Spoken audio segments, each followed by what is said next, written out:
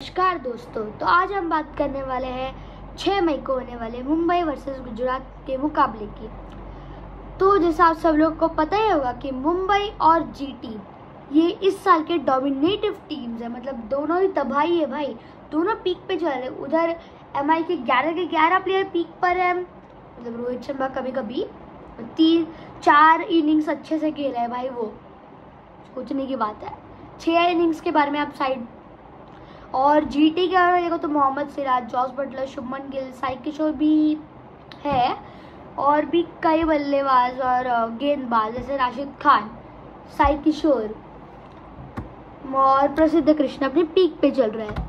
तो इन सब के इतने अच्छे परफॉर्मेंस के बाद ऑब्वियसली ये दोनों टीम्स प्लेऑफ्स में आने वाली है। और अगर देखा जाए तो एमआई तो 100% आएगी, लेकिन जीटी का 90% है, क्योंकि अगर वो इस पीक पे चले तो 100% आने वाले। लेकिन थोड़ी सी भी गड़बड़ हो गई, क्योंकि पहले से उनके 4-5 प्लेयर तो खराब ही, और कगिसो रबाडा तो खेल नहीं रहा है अभी। तो और बाकी देखा जाए तो फिर नहीं आ सकते यार प्लेऑफ्स में, कुछ हो जाएगा प्रॉब्लम। तो ये सब छोड़ते हैं, कल की मैच के बारे में बात करते हैं, 6 मई को होने वाले मुकाबले की। तो सबसे पहले हम गए पिच रिपोर्ट्स पे। तो पिच आप सबको पता ही होगा, एज वेन्यू वानखेड़े है, तो यहाँ पे बहुत मैचेस हो चुके हैं, और ये बहुत बाउंसी पिच है। यहाँ पे नॉर्मल बॉल को भी बहुत बाउंस मिलता है, और ये पिच बल्लेबाजों के लिए बहुत ज़्यादा अच्छी होने वाली है। मतलब ये नॉर्मल बॉलों को भी इतना बाउंस दे देती है कि अगर आपने यॉर्कर लेंथ पे बॉल डालने की सोची, लेकिन वो 1 बाउंस हो गए गलती से क्रीज के बाहर, तो फिर वो गुड लेंथ ही हो जाएगी भाई, इतनी बाउंस है उसके अंदर। और फिर आपको पता ही है, अगर इतनी बाउंस हो रही हो तो वो किसके लिए अच्छी है? हाँ ज़रूर, वो बल्लेबाजों के लिए अच्छी है। और बल्लेबाजों के अच्छे होने के साथ पेसर्स के लिए अच्छी। और पेसर्स आपके पास आप जानते हो, तो legend goated pacer Jasprit Bumrah MI से खेल रहे हैं। सो या बुमराह के खाते में विकेट्स आ सकती हैं, और ये बात हम ये बाद में बात करेंगे। लेकिन तो पिच रिपोर्ट में मतलब बॉल स्पिन और सीम भी हो सकती है, कुछ मतलब वाटर बॉडी नियर बाय होने के कारण ड्यू थोड़ा बनता है बॉल पे, और इससे स्पिनर्स को भी थोड़ी प्रॉब्लम होगी, क्योंकि बॉल पे ड्यू होने के बाद बॉल स्लिपरी हो जाती है और ग्रिप नहीं बनती है। लेकिन अगर स्पिनर्स चाहे, जो सेकेंड इनिंग में बॉलिंग कर रहे हैं, वो चाहे तो 13वें ओवर तक बॉल को चेंज करा सकते हैं, लेकिन नहीं हुआ तो फिर प्रॉब्लम तो बन जाएगी। हाँ, तो इतना ही था पिच रिपोर्ट। तो अभी हम टॉस की तरफ बढ़ते हैं। तो टॉस में देखा जाए तो फिर ये जो भी अगर एमआई जीतती है ये टॉस, तो चेजिंग का ही फैसला है। बोलो मतलब कोई भी वेन्यू हो भाई, चेजिंग चेजिंग चेजिंग, यही उनको सूझ रहा है, वो बस चेजिंग करेंगे। क्योंकि भाई कोई टीम तो उनके सामने 16 ओवर तक टिक ही नहीं पा रही है, तब से पीक पे चल रही है टीम। तो फिर चेजिंग का फैसला ले सकते दोनों टीम, क्योंकि ये वेन्यू भी ऐसा है कि चेजिंग ही होगी अच्छे से।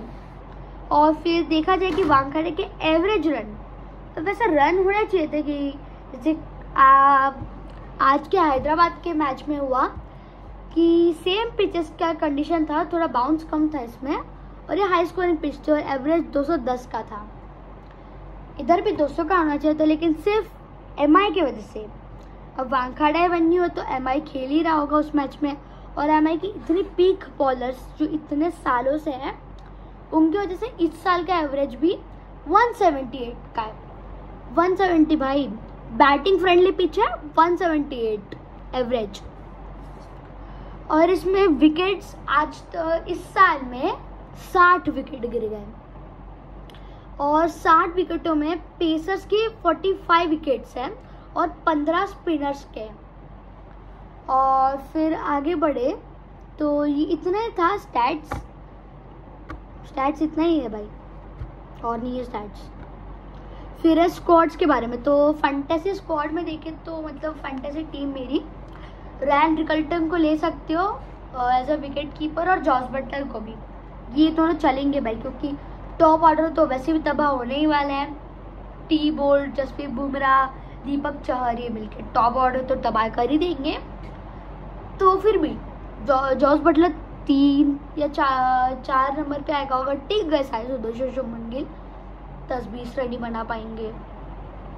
और दीपक चहर, टी बोल्ट और जैसे बुमराह के नहीं, लेकिन इन 2 बॉलर्स की ओवर थोड़ी कम हो सकती है, इसे जॉस बटलर आप ले सकते हो, ये अच्छा रहने वाला है।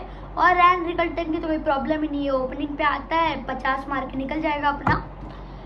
लेकिन रैन रिकल्टन को कैप्टन वाइस कैप्टन मत करना, क्योंकि अगर आप इन्हें लाइक 10 मैचेस में चुनते हो तो ये 10 मैचेस में से 4-5 मैचेस खेल के जाएंगे। और फिर थर्ड फैंटेसी पिक है सूर्य कुमार यादव। सूर्य कुमार यादव भाई हर मैच में कंसिस्टेंट खेले, इतने बार इस 7-8 बार 10-12 मैचेस में 7-8 बार ये नॉट आउट गए हैं, कोई बॉलर इनकी विकेट ही नहीं ले पाया। और पिछली बार तो गाड़ी जीत गए थे। और बाद में जसप्रीत बुमराह, ये मेरे 4th पिक होने वाला है, क्योंकि जसप्रीत बुमराह जैसे मैंने बात की पेसर है, और ये पिच पेसर्स की, और एक ही कोटेड पेसर है MI में बुमराह।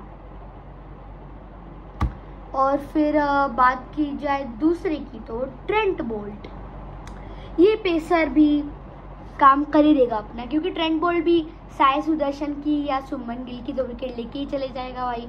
ओपनिंग विकेट तो ट्रेंट बोल्ट की है, बेचारा ऑरेंज कैप के रेस में भी है, इस बार तो विकेट आने चाहिए यार, ऑरेंज कैप आ जाए बस, मतलब पर्पल कैप के रेस में, सॉरी गाइस, पर्पल कैप आ जाए यार MI के पास बस।